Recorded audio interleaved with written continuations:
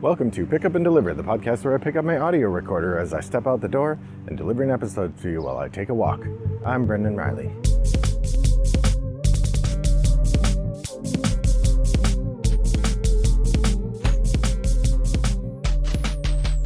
Well, good afternoon, listeners. It's a lovely day here in suburban Chicago, and I am very happy to be talking to you as I go out walking. The family trip is over, which means my in-laws returned home and took with them their dog back home. So I am not walking a dog anymore. I'm just out walking by myself, which is nice. I mean, it was actually nice to have the company of the dog, but you know, a little more editing because I had to cut out me going, hey, we're not stopping there, or, oh, are you sure you want to go to the bathroom there, or whatever. You'll also notice the blessed silence and lack of cicadas. They're pretty much all gone. Now we just have to deal with their festering corpses everywhere. That's not too bad, but yeah, delightful. So it's a lovely day. Well, today I'm actually re-recording a podcast that I tried to record last week and the recorder didn't start. So I did a podcast without recording it. That's the second time in like a month. So that's not a good trend. I need to be extra careful that I've started the recorder. I'm also planning to do this podcast as a slightly longer one, and it's gonna be a two-parter. And my plan is to make it a two-parter dynamically in the moment. So I'm just going to cut off part one and start part two in media res. You will get the end of the podcast, but I'm not going to preface it much, except that I'll finish talking about a game and say, and that's the end of episode one. So as a reminder, a shelf of opportunity is what some people might call a shelf of shame. It's a list of games that I own that I haven't played. And so I am trying to get them all played so I can experience them. What I'm going to do today is I'm going to go through my shelf of opportunity and talk about the games that are on there, what I'm excited about, what I'm not excited about with them, why they've been on the shelf as long as they have. I'm going to be working backwards. So the beginning of the list is the newer games that are on the shelf. The end of the list is going to be the games that have been on the shelf the longest, and I'll just be talking a little bit about them. I'd love to hear from you. Are there some games you think, Brendan, you're dumb to keep them on your shelf? It's not even worth trying them out. Get rid of them. Or some games like, Brendan, you should play these right away. Originally, I had, a long time ago, I had done a thing where I said, if you had a game you thought I should try sooner rather than later, you could go to my shelf of opportunity, which is linked from my Board Game Geek forum. Or my Board Game Geek account. I have a geek list called Shelf of Opportunity. You can also find it by going to the episode list for this show. And in that space, you can find a link to my shelf of opportunity, and you can vote for the games you think I should play. And in what I did in the past was try to put on my shelf of opportunity list the game that had the most thumbs. I've kind of fallen away from that, but if people are interested, I'd love to give it a try. If you think that's a fun idea, go ahead and thumb some games over on the shelf of opportunity and post a comment there like, hey, looking forward to seeing you play some of these. That way I'll know that people are thumbing them because it doesn't give you a notice when that happens. And it'll give me an opportunity to revisit that approach. I'd love to have a little bit more interaction with you listeners, and that's one way to do it pretty easily. So, all right, why don't we get into it? So, shelf of opportunity. The last several games on this list, oh man, I'm hearing cicadas still. No!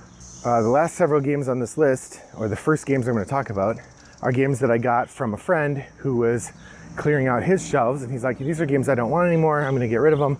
Are there any that you want first? So I grabbed a few of them and have added them to my collection. I marked them all that he has right of first refusal, so if I decide to get rid of them later, the first thing that could happen is I give them back to him. I think that's only fair.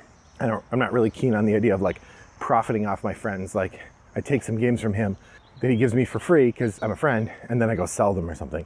Boo on that. So anyway, let's jump into it. All right, the first one is Level 7 Escape. This is a game I've heard about a lot of times. It seems like it's a game based on the movie Cube, kind of, only there's enemies running around as well. You're trying to escape some sort of prison. It's sci-fi. It's semi-cooperative, apparently. I haven't really read the rules yet, but it's always looked neat, and it's always been a game I've been interested in. I've just never had a chance to try.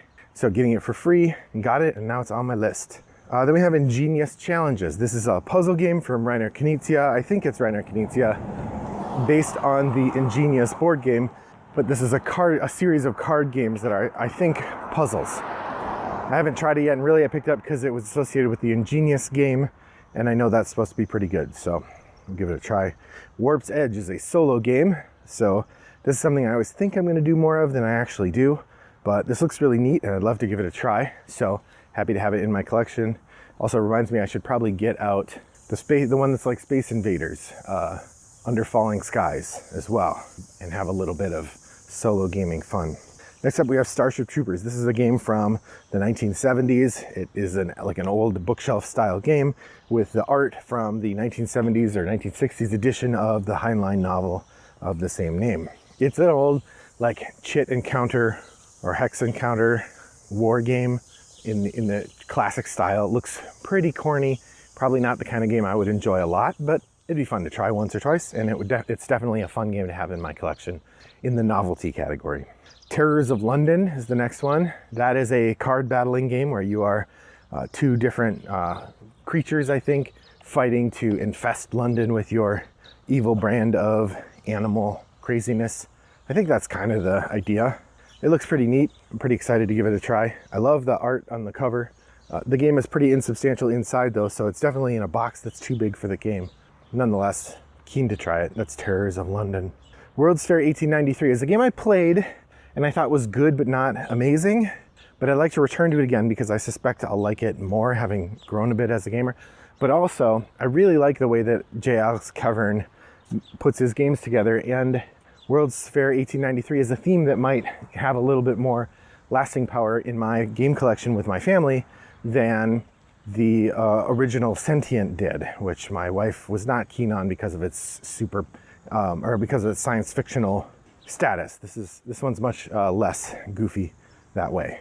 I do remember thinking this is pretty clever, and I'm keen to give it a try again. That's World's Fair 1893.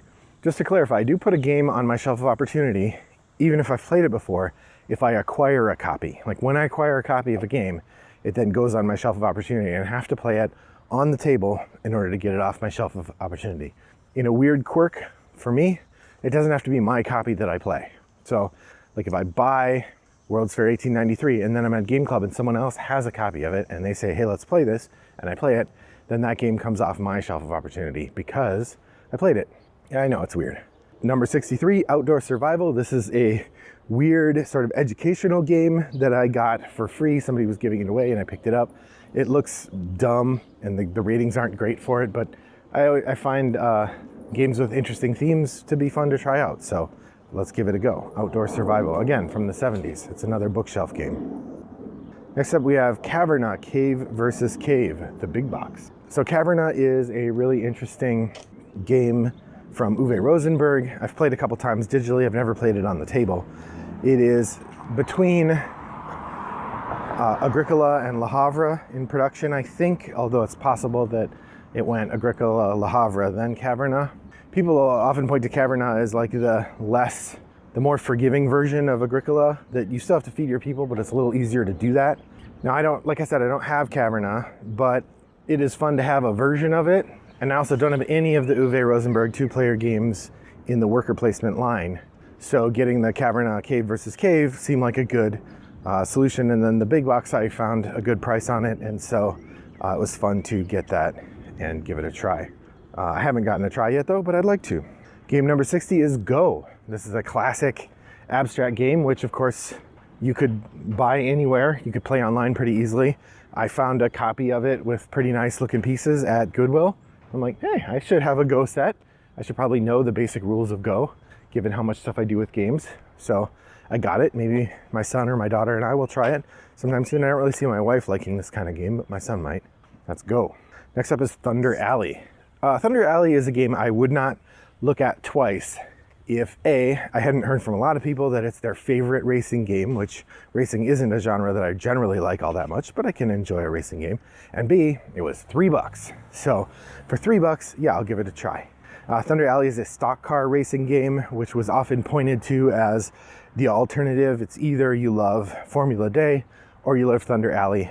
That was until Heat and the remake of Downforce came along. I think Heat and Downforce are currently the two most mentioned car racing games that I see people refer to when they are thinking about what games they play or what games they like from that perspective. Next up is Switch and Signal. This is a co-op game that I remember being a really big deal during COVID. I remember watching a Twitch stream with Ambi from Board Game Blitz talking about how much she liked it. I remember watching a or hearing on a podcast somebody talking about how much they thought this game was pretty cool. And so it looked like a game that I'd like to try. It's a train game. It's a cooperative train game. In it, you are working as a group to move these trains around the board, and that's the long and short of it. I'm really looking forward to trying it. That's Switch and Signal. Next up, number 57 is Station Fall. Station Fall is a hidden roles, Ameritrash crazy game with all sorts of wild stuff happening. The idea is you're on a space station is falling out of orbit. Each player has a secret goal of stuff they're trying to do, and there's all these characters running around the board, and as a player, you don't know who's controlling which character, or who is which character. Everybody can move all the characters, and there's lots of interference, accidental and purposeful. It is a wild, goofy take that game, and yeah, that's Station Fall. It looks pretty fun. On the cover, there is a space station sort of exploding, and a monkey in a spacesuit. Next up, we have Imperial. Imperial is a classic exploration and colonialization game, sort of in the line of something like Pax Pamir or Pax Renaissance, where you play economic powers and you play economic entities, and there are national powers, but the national powers are not actually your goal. You may be from a country, but your goal is to make the most money. So you invest in countries, you try to help them succeed, help them make money by pulling resources out of regions, which the theme there is pretty gross, but I think the idea of the game is to satirize or really highlight the way that economics shapes the world. And also, I don't know, allow you to fantasize about being a cutthroat capitalist, I guess. It looks pretty neat. It's very well reviewed originally. The sequel, Imperial 2034, is very well liked. And the designer is Mac Gertz, somebody who I think is a pretty good designer. So since I was able to get it at a discount, I thought I'd give it a try. Next up, number 55, Whitehall Mystery. This is sort of like an updated Scotland Yard. It is based in the idea of the Jack the Ripper game, Letters from Whitechapel. In it, you play police and you're pursuing a hidden murderer. It's a hidden movement game. I picked this up because I use it in my board game class in the detective themed area, but I haven't actually gotten to play it yet. I know how to play it and I've taught the rules several times, but I haven't actually played the game myself. Isn't that one of the weird things about teaching board games? That's Whitehall Mystery. Next up is Role Models, The Battle for Vic Tornall. Role Models is a sort of an art project first. It is a poker variant game. It was given to me by friend and regular listener Chris Hanji. Hey Chris. And it is a sort of, like I said, a card battling game with unique art on every card and apparently poker mechanism. So looking forward to trying that sometime. Haven't busted it out yet, but I have looked through the art and Chris's card is pretty wicked awesome. So that's Role Models, number 54. Number 53 is My Little Scythe. This is a really interesting project.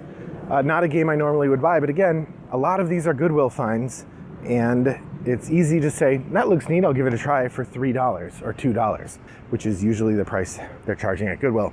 My Little Scythe is a game aimed at kids, sort of replicating some of the mechanisms of Scythe. It was originally a fan project in which they turned Scythe into a My Little Pony themed game. And of course, you can't do that without paying an exorbitant amount of money for the My Little Pony license.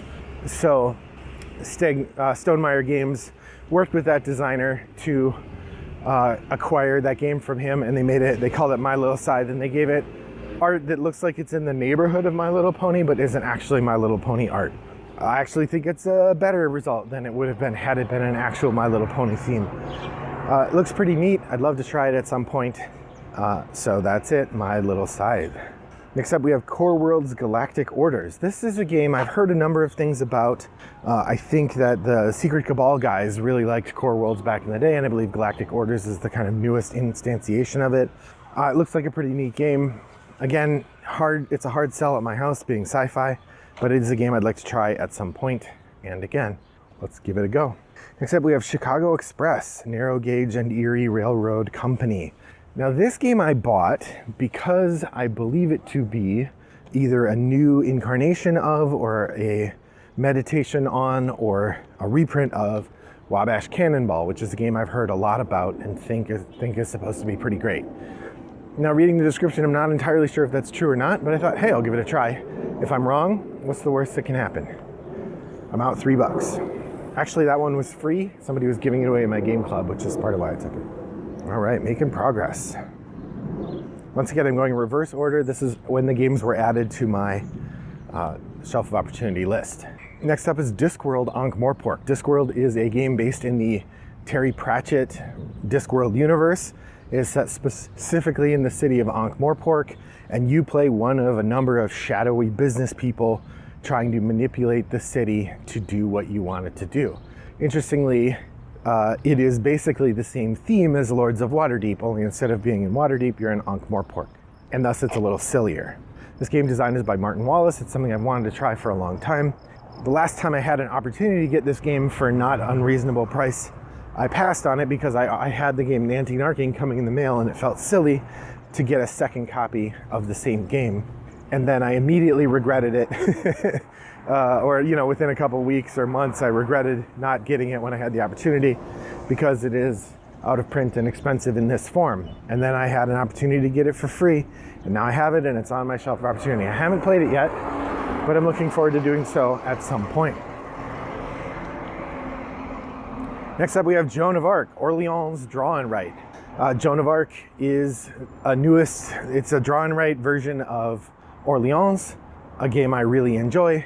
Not a lot more to say about that. I like Orleans, I like everything that I've played of the system, and this is another opportunity to give it a try.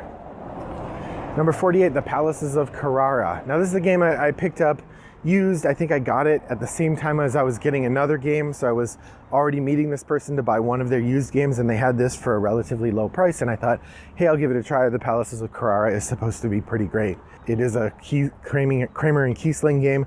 I suspect it's going to feel a bit like Porta Nigra when I get down to it, but I haven't really investigated much about the game itself, so I don't know. I could be totally wrong. That's 48, The Palaces of Carrara. I know that they did a new printing of this game very recently, so you might have this game and have a much nicer version of it than I do. But I have the old version. I'm still excited to try it. Number 47, In the Year of the Dragon. This is another of those games that I hear about every now and again. It's a classic.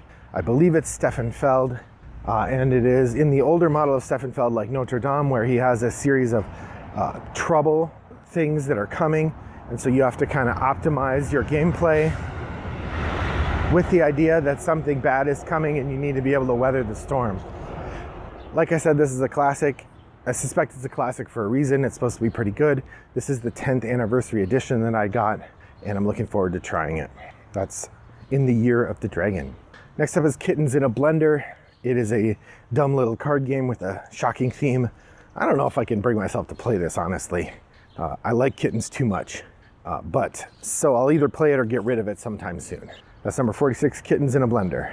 Number 45, Sherlock Holmes, Baker Street Irregulars. Now this game is a series of games from, I think, Van Ryder Games that are built around comic books.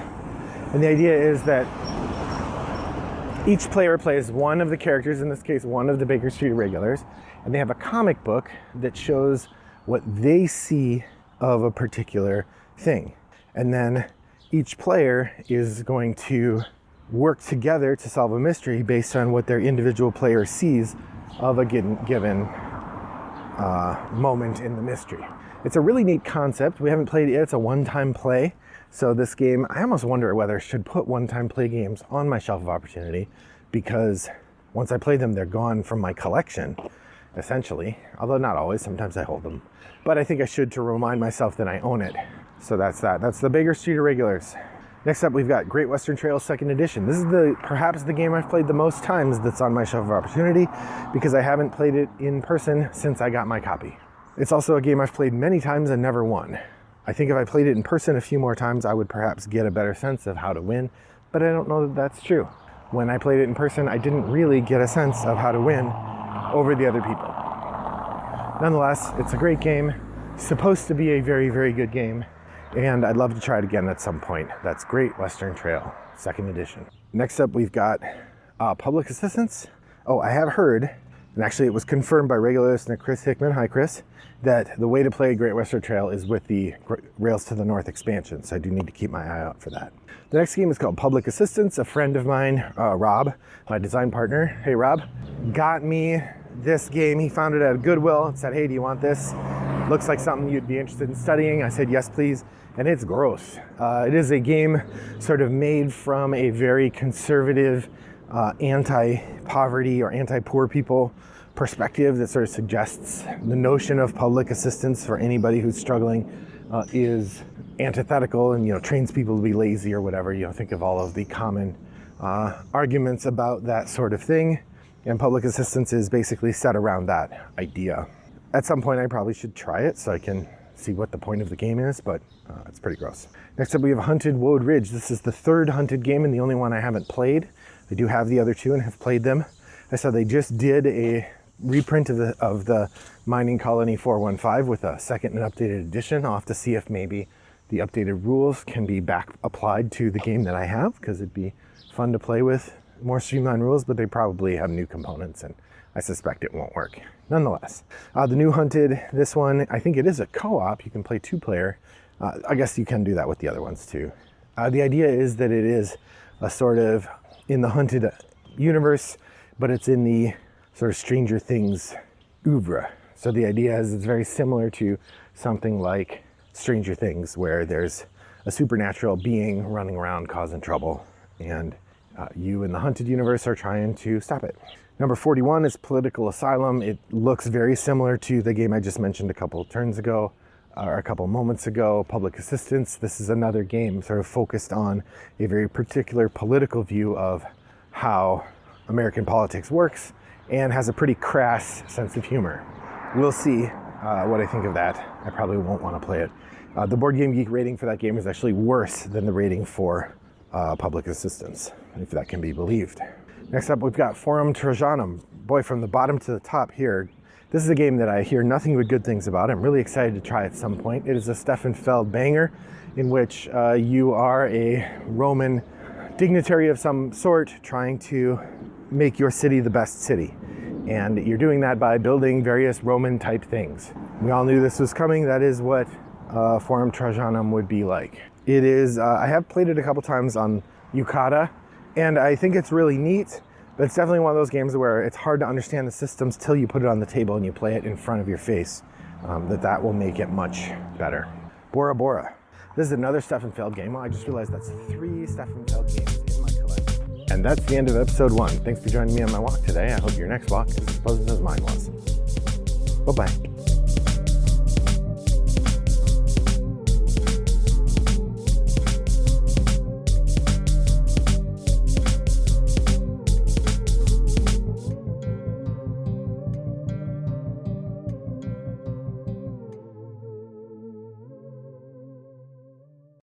Brought to you by Rattlebox Games.